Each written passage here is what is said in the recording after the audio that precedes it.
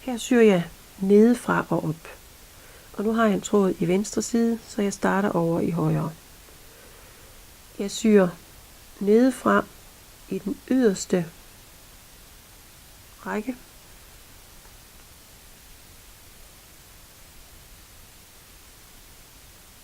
Og herover går jeg over også og syr i nedefra og op.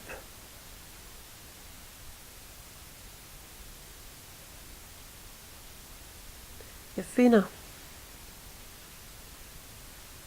den næste række, rille kan man sige, når det er ret strik, og jeg syr nedefra og op i den yderste maske. Og herover har jeg også anden rille nedefra og op i den yderste maske. Og sådan fortsætter jeg fra højre og til venstre. Altid nedefra.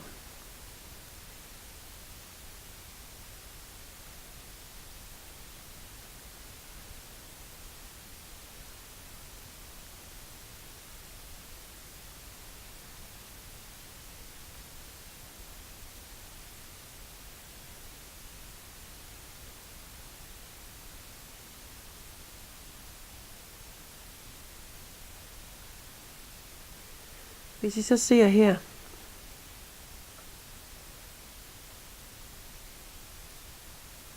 så vil I kunne se, at rækkerne går lige over hinanden. Så der ligesom er en usynlig søm. Og hvis vi ser den på bagsiden,